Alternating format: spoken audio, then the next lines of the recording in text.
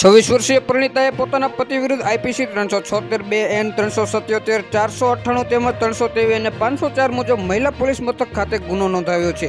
પોલીસને આપેલ ફરિયાદમાં પરિણીતાએ જણાવ્યું છે કે તેના પતિએ તેની સાથે 4 વર્ષ પૂર્વ કોર્ટ મેરેજ કર્યા હતા।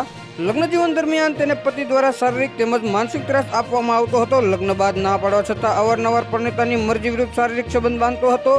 સાથે જ ના પાડવા છતાં પરિણીતાની સાથે સૃષ્ટિ વિરુદ્ધનું કૃત્ય કરી શારીરિક સંબંધ બાંધતો હતો। સાથે જેમ ફાવે તેમ ગાળો આપી મારઝૂડ પણ કરતો હતો।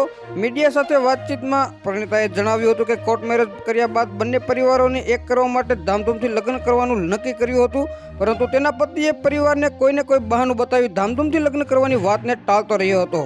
હાલ હું કેટલાક સમયથી મારા પતિથી અલગ પીજીમાં રહું છું। હું પત્ની હોવા છતાં મારા પતિ એક અન્ય યુવતી સાથે સંબંધ ધરાવે છે। ઉલ્લેખનીય છે કે શ્યામ રાજકરણની ધરપકડ અગાઉ રાજકોટ શહેર પોલીસ દ્વારા બોગસ તબીબી મામલે કરવામાં આવી હતી। સાથે તેના પતિની પણ ધરપકડ કરવામાં આવી હતી। બંને પિતા પુત્ર રેસ્ટોરન્ટમાં કોઈ પણ જાતની મંજૂરી વગર કોરોના સંક્રમિત દર્દીઓને સારવાર આપતા હતા, તેમજ નકલી ડોક્ટર બની દર્દીઓ પાસેથી એક દિવસના 18,000 જેટલા ચાર્જ પણ વસૂલતા હતા। જે મામલે પિતા પુત્ર વિરુદ્ધ રાજકોટ શહેરની B ડિવિઝન પોલીસ સ્ટેશન ખાતે ગુનો દાખલ કરવામાં આવ્યો હતો। વિડીયોની અપડેટ મેળવવા માટે અમારી ચેનલને લાઇક કરો, સબસ્ક્રાઇબ કરો અને બાજુનું બેલ આઇકન પ્રેસ કરો, જેથી કરી અમારા દરેક વિડીયોની નોટિફિકેશન આપને મળતી રહે।